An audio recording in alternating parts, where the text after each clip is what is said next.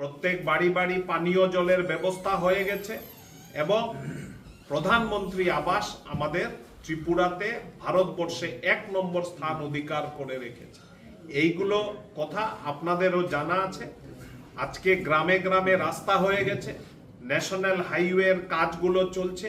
ত্রিপুরাকে যে পিছিয়ে পড়া অঞ্চল আগের দিনে ভাবা হতো, আজকে এই ত্রিপুরা রাজ্য আমাদের ভারতবর্ষের প্রথম 10টা রাজ্যের মধ্যে নিজেকে সন্নিবিষ্ট করতে সক্ষম হয়েছে। সাংগঠনিকভাবে আমরা গুজরাট, মহারাষ্ট্র, মধ্যপ্রদেশ, উত্তরপ্রদেশ, আসামের কথা বলার সঙ্গে সঙ্গে আমরা সাংগঠনিকভাবে আমরা ত্রিপুরার কথা বলে থাকি।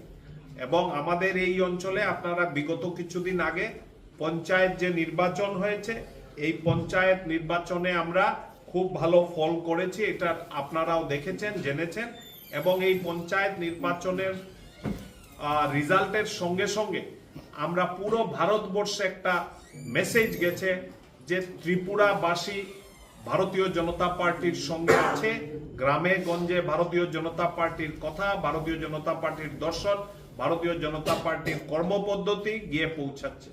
ভারতবর্ষে যে রাজ্যগুলোর নাম বললাম, প্রতিটি রাজ্য ভারতীয় জনতা পার্টির সরকার চলছে। এই রাজ্যগুলো সব থেকে ভালোভাবে কাজ করছে এবং সেই রাজ্যের যে পারফরমেন্স আছে, সেই পারফরমেন্স আজকের দিনে ভারতবর্ষের 30টা রাজ্যের মধ্যে সব থেকে প্রথম আছে। আমি আবার রিপিট করছি, গুজরাট, মধ্যপ্রদেশ, মহারাষ্ট্র, উত্তরপ্রদেশ, আসামের সঙ্গে সঙ্গে আজকে ত্রিপুরারও নাম নেওয়া হচ্ছে। এই কারণে, কারণ এই কয়েকটা রাজ্যে ভারতীয় জনতা পার্টির সরকার চলছে। ভারতীয় জনতা পার্টির সরকারের যে স্বাদ যদি মানুষ একবার পায়, তাহলে আমরা দেখতে পাই মানুষ ভারতীয় জনতা পার্টির সরকারকে বারবার ক্ষমতায় নিয়ে আসছে এবং এক একটা প্রদেশে প্রায় 25 বছর 30 বছর থেকে সরকার চলছে। আমি আশা করি যে ত্রিপুরাবাসী আমার এই কথার ধ্যান দেবেন, এই কথাগুলোকে উপলব্ধি করবেন এবং ত্রিপুরাকে ঠিক সেইভাবে আজকে গুজরাট, উত্তরপ্রদেশ যেভাবে সুন্দরভাবে সাজছে, ঠিক সেইভাবে আগামী দিনে ত্রিপুরাকেও আমরা ভারতীয় জনতা পার্টির নেতৃত্বে আমরা সেই জায়গায় নিয়ে যেতে সংগঠন পর্ব পালন করে থাকি। যে কথা আমি বলেছি যে নতুন চিন্তাধারা নিয়ে, নতুন ব্যক্তিকে নিয়ে, নতুন আদর্শকে নিয়ে আমরা এগিয়ে যাওয়ার পরিচালনা করি। তাই এইবারের সংগঠন পর্ব 2 সেপ্টেম্বর আরম্ভ হয়েছে। 15 নভেম্বরের কাছাকাছি আমরা বুথের সব কমিটিগুলো গঠন করা আরম্ভ করেছি এবং আজকে আপনাদের সামনে আমরা 10টা ত্রিপুরার 10টা ডিস্ট্রিক্টের যে প্রেসিডেন্ট, ডিস্ট্রিক্টের যে কর্ণধার হবেন পার্টির তরফ থেকে, তার ইলেকশন পর্বটা আজকে শেষ হয়েছে এবং সেই শেষের সঙ্গে সঙ্গে প্রত্যেক ডিস্ট্রিক্ট হেডকোয়ার্টারে আমরা তাদের নাম ঘোষণা হয়েছে with the approval of the national election committee, যার একটা শাখা আমাদের আগরতলাতে আছে। তার নেতৃত্ব আমাদের সমরেন্দ্র বাবু দিচ্ছেন, সেটা আপনারা জানেন।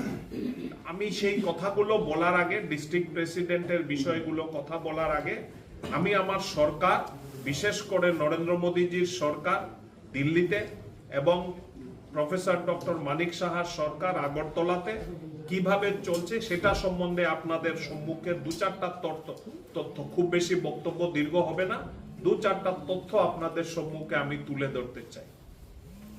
আমাদের সরকার ত্রিপুরাতে ডাবল ইঞ্জিনের সরকার হিসাবে চলছে।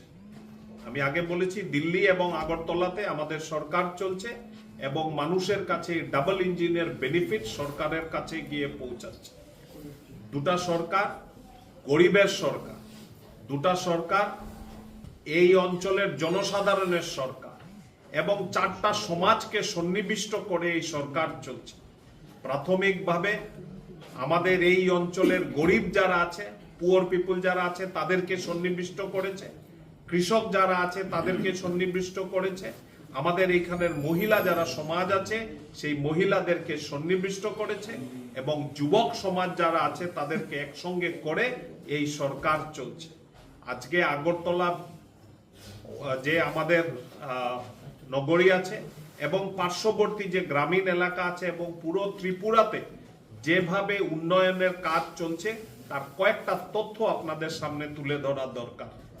বিশেষ করে পার্টির সরকার আসার আগে ত্রিপুরাবাসীর মাথাপিছু আয় ছিল 77,000 পার এনাম। আজকের দিনে ভারতীয় জনতা পার্টির সরকার চলার পরে এটা গিয়ে পৌঁছেছে 1,79,000 টাকা মাথাপিছু আয়। তার মানে ত্রিপুরার যে অর্থনীতি আছে, ত্রিপুরার অর্থনীতি বিগত প্রায় 6.5 বছর 7 বছরে একটা ভালো জায়গায় ভালো অবস্থানে গিয়ে পৌঁছেছে।